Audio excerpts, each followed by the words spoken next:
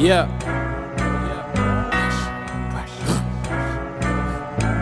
We here. Look, pressure make them fall like a crumbling wall.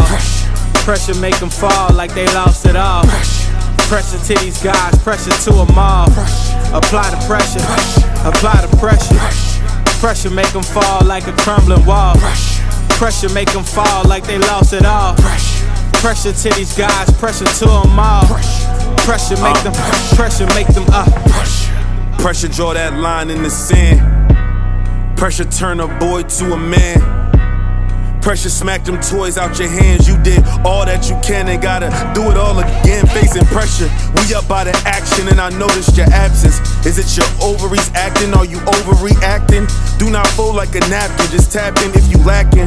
Pressure get a diamond cracking, but profits don't collapse. Fear the one that throw the soul and body in Gehenna. The pressure cooker simmer, we watching your nerves trimming. You trying to hold the line and hold your dinner. Stress exposed pretenders, pressure gets so tremendous. But just remember, pressure when you turn the other cheek for another week. Pressure when they call from overseas, try and hurt the sheep. Pressure using precepts to fight the pressure. It's when you outlast your predecessors. Heavy message.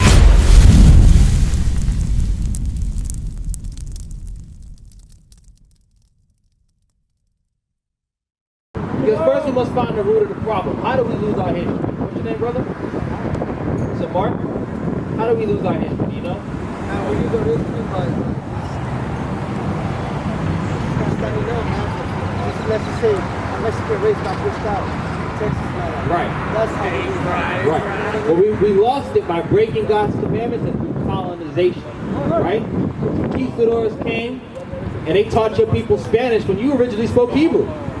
Spanish was a bastard tongue that was brought to us from the Spaniards to this side of the earth. That's right. But what happened? We're going to read it here in the Bible because God prophesied about this. Read. Jeremiah, chapter 17 and verse 4. Bring it out. And thou, even thyself, shalt discontinue from thine heritage. So God said, you, Mark, you're going to discontinue from your heritage. That means you're no longer going to be able to connect to your original heritage. Being a Mexican is not your original heritage. Spanish is not your heritage. Those were all brought to us by our oppressors. Read on. That I gave thee. God gave you your heritage, which is these laws, statutes, and commandments. Read on. And I will cause thee to serve thine enemies in the land which thou knowest not. So he said, I'm going to cause you to serve your enemies in this land here. And that's what happened. The conquistadors came and they taught you Spanish. They taught you chicharron and to eat pork and all these different things. And now you serve them. So the solution is right here in the Bible. But first I want to get into some more. Give me 2nd Ezra chapter 13, verse 45. I want to show you how your people, because originally, right, you're from the tribe of Issachar. You came from Israel. How did the Issacharites get to this land here today? We're going to show you in the Bible. 2nd Ezra chapter 13 and verse 45. Or start at verse 43. 2nd Ezra chapter 13 verse 43. Verse 40. Those are the 10 tribes which were carried away prisoners out of their land, their own land, in the time of Hosea the king. So it said those are the 10 tribes. The 10 tribes is everything down from Ephraim, the the 4th one, Ephraim all the way down. Those are the 10 tribes right there that were carried out of their land during the time of King Hosea. Read. Whom Salmanassar the king of Assyria led away captive. So there was a king named Salmanassar that came into the land of Israel and took Ephraim, Manasseh, Simeon, all the way down, Issachar included, out of their land into captivity. Read on. And so they came, and he carried them over the waters. And so they came into another land. But they took this counsel among themselves, that they would leave the multitude of the heathen and go forth into a further country. So read it slow.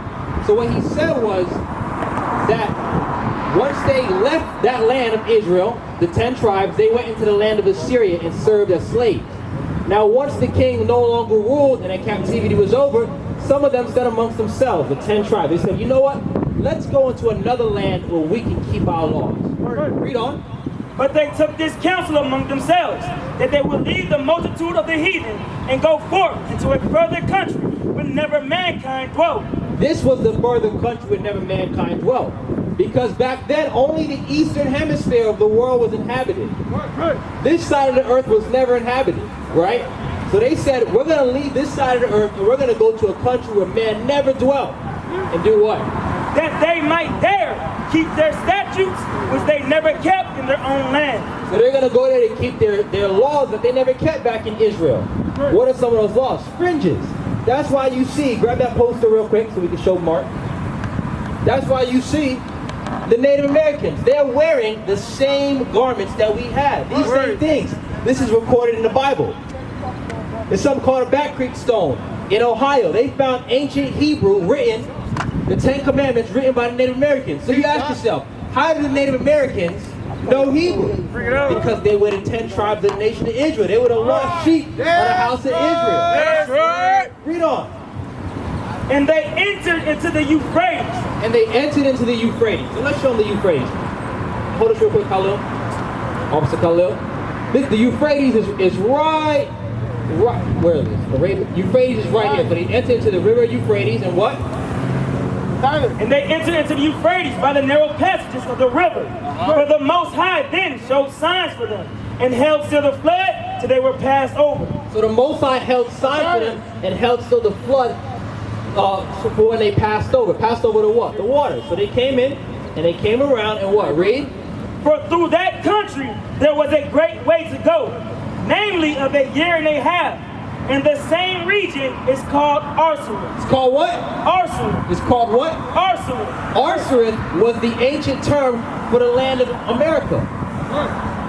So what happened was they went and it took them a year and a half to get all the way from the Euphrates, which would be the Middle East so-called today, Iraq area, and come all the way around up into the land of America today as we know it. That's why when the Spaniards, the conquistadors, Christopher Columbus came here, he knew it wasn't India over here. How do you come with 3 warships to a land this far by accident? He read the book of Exodus and understood that the so-called Issacharites live on this side of the earth. This has been written in the Bible years, thousands of years before Christopher Columbus. So we're showing you, this is in Hosea chapter 4, verse 6. We're showing you that a lot of the history they taught you has been taught to us because we've been institutionalized. And we've been taught what they want us to know. We gotta look past the education system that they give us. They ain't doing us no benefit. They taught us that we were slaves. Our history began in 1619 when we were brought from Africa wearing thongs and dragged us over here. We had no society, no laws. We were the richest people on the planet Earth. Same thing with your people. Read that. Hosea chapter 4 and verse 6. My people are destroyed for lack of knowledge. God's people are the Israelites, the so-called blacks, Hispanics, and Native Americans. What did he say? Read. My people are destroyed for lack of knowledge. So God said his own people are destroyed for a lack of knowledge. What they lack knowledge of? Who they are. If you knew that you were great, give me Proverbs chapter 23 verse 7. I think that's what it says. If you knew that you were great, you would act that way. Our people wouldn't be out here selling drugs and slinging crack and shooting each other because they believe that there's something better than what society is taught to be. Read. Proverbs chapter 23 and verse 7. For as he thinketh in his heart, so is he. So as a man thinketh, that's how he's going to be. If you know that you're a king and you came from great people, you're going to walk that way. Go back to where you were, Hosea 4 and 6. Hosea chapter 4 verse 6. My people are destroyed for lack of knowledge, because thou hast rejected knowledge.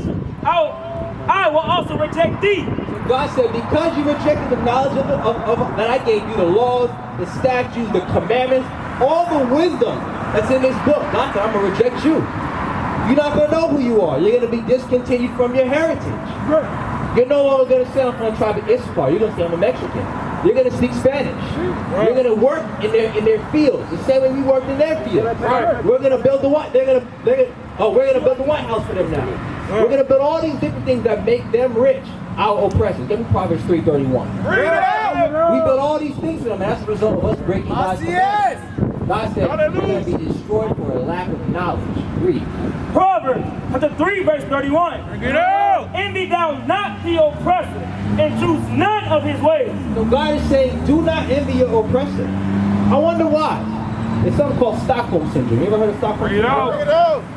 Stockholm Syndrome is a psychological syndrome where a captor, somebody who's being captive by somebody who's holding them captive, begins to like the captor, right? That's like if you were in prison and you begin to like the jail system, you begin to like the guards.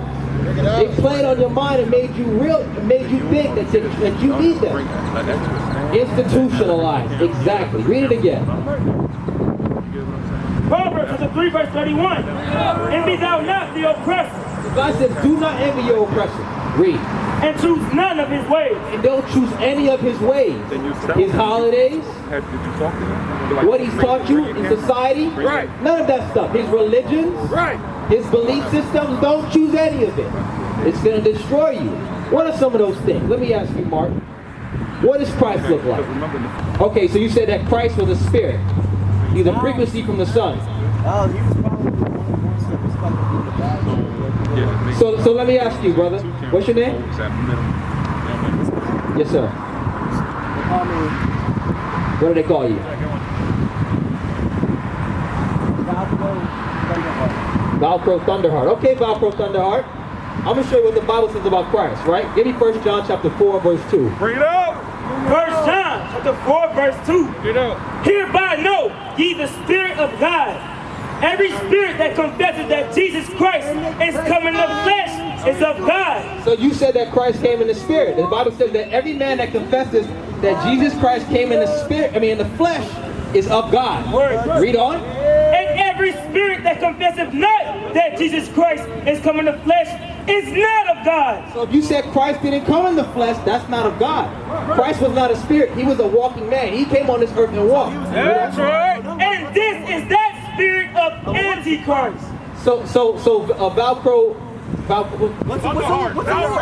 Thunderheart. Read that again. So in other words, and every spirit that confesses not that Jesus Christ is come in the flesh is not of God. It says every spirit that says that Christ did not come in the flesh is not of God. So Christ is not a spirit. Give me 1 Corinthians chapter 15 and verse 3. Bring it up! Christ was a walking man. He had a body. He had a skin. He had clothing. Christ was a man. And we're going to study that in the Bible.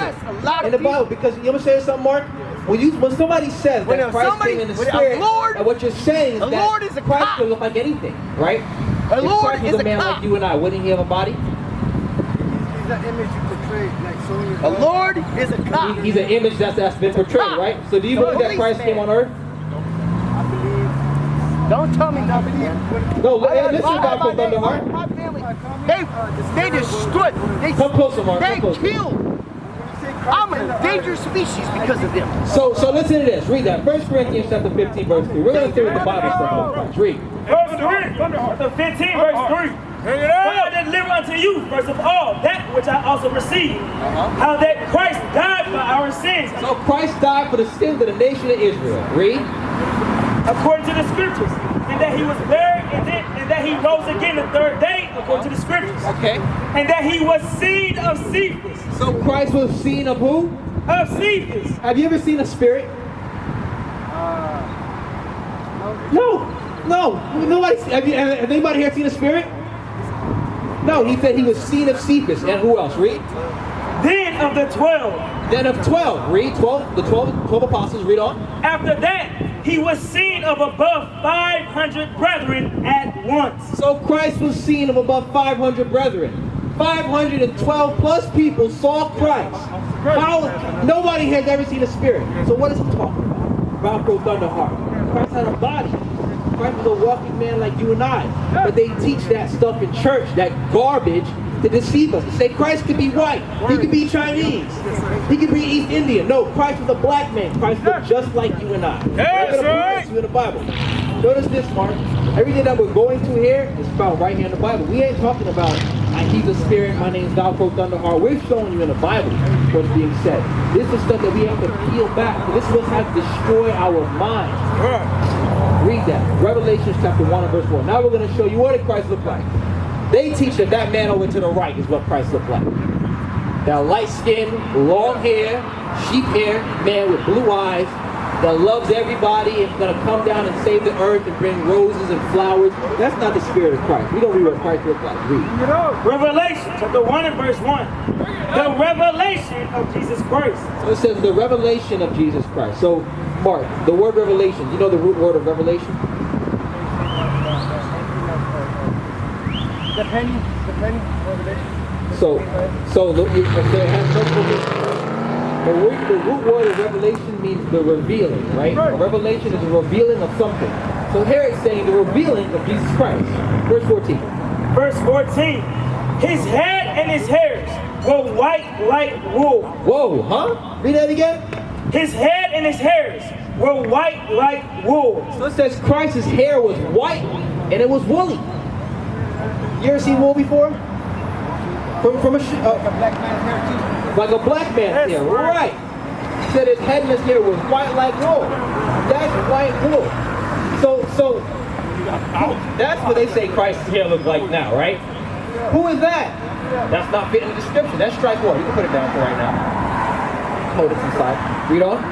His head and his hairs were white like wool, as white as snow, and his eyes were as a flame of fire. And Christ's eyes were the flame of fire, because this first miracle was Christ turned water into wine, right? So Christ drank wine, and when you drink wine, your eyes get red. He drank in moderation, though, but he had red eyes. Read on. And his feet. And his feet. So now we're talking about his feet, because he had a body to be established earlier, right? Read on. And his feet like unto fine brass. And his feet were like unto fine what? Fine brass. What color is brass, Mark? It's like a bronze color. Exactly. Brass is a bronze color. So who the hell is that? Who is that? But read on. And his feet like unto fine brass, as if they burned in a furnace. As if they burned Christ's feet in a furnace. So you take that bronze and you burn it in a furnace. What color do you get? If you burn this in the furnace, you're gonna get black. When you burn anything, you're gonna get black. As if it burned in a furnace. So who the hell is that? That man's name is Caesar Borgia. He was an actual person. He was the son of the Pope, 6th Alexander, the 6th Pope of Rome. And he was portrayed to be the image of Christ in 1492 by his father. And they drew him and they published him through all the churches. And that's how we've come today to believe that that's how Christ looked. That is not Christ. That man died. He slept with his sister Lucretia Borgia. He caught syphilis and he died at 33. That's not Christ. Christ was portrayed as a black man with woolly hair, red eyes, and dark skin. That's right! That's how Christ looked. Christ was a black man according to the Bible. We used to scream black power while heroin was pushed.